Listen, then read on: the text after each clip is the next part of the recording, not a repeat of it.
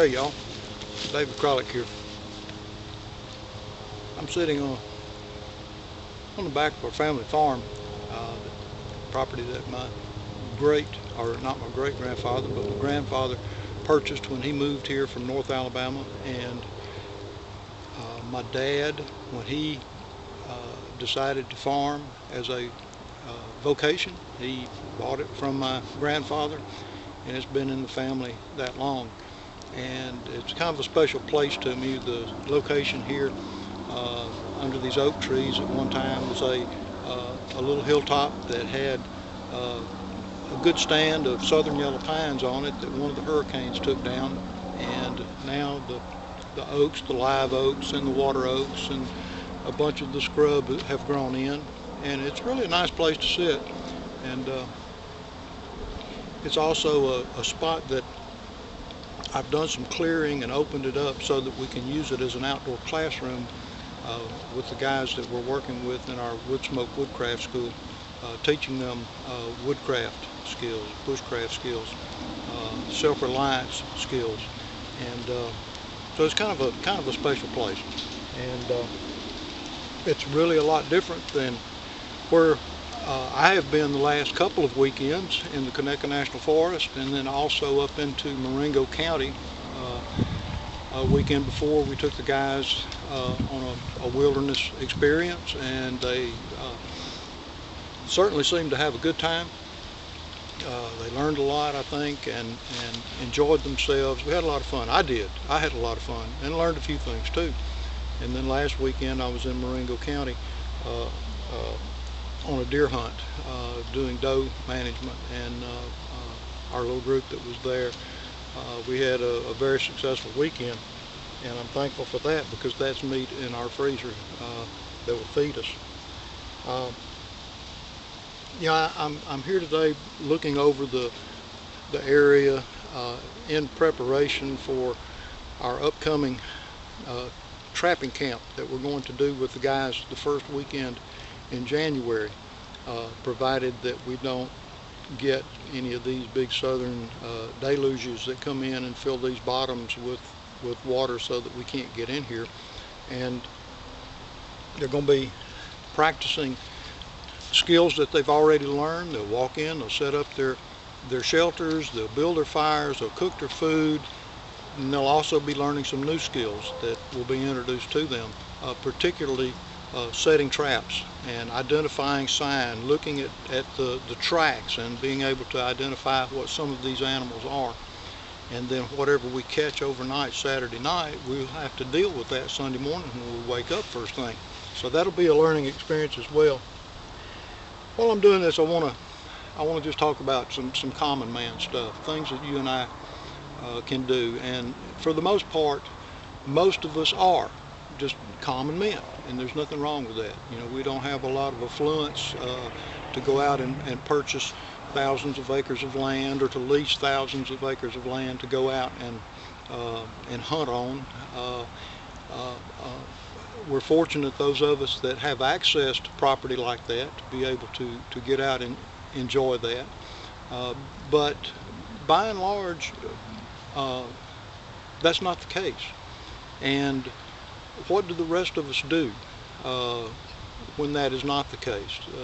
Alabama is when it comes to bag limits and season length, Alabama is a very generous state. Had the fortunate opportunity this past weekend on the property that I was on to spend a day and a couple of nights with the director of wildlife, what do they call it?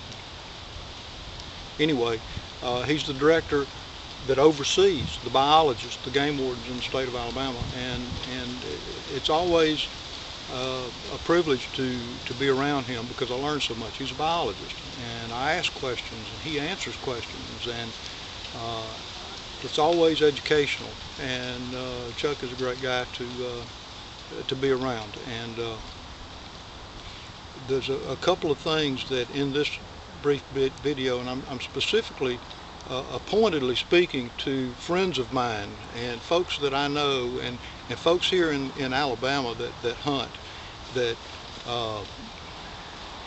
a couple of things that we can do to ensure that successive generations, our grandchildren, our great-grandchildren, have the same opportunities that we do here in the state to enjoy what we enjoy.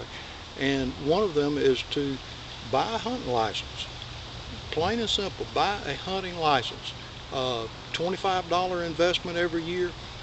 Whether you own your property or not, that's one of the big pluses in this state. If you own your property, live on your property, you can hunt on it without a hunting license. And you buy a hunting license, because that money goes to help the biologist better manage the game that exists in this state.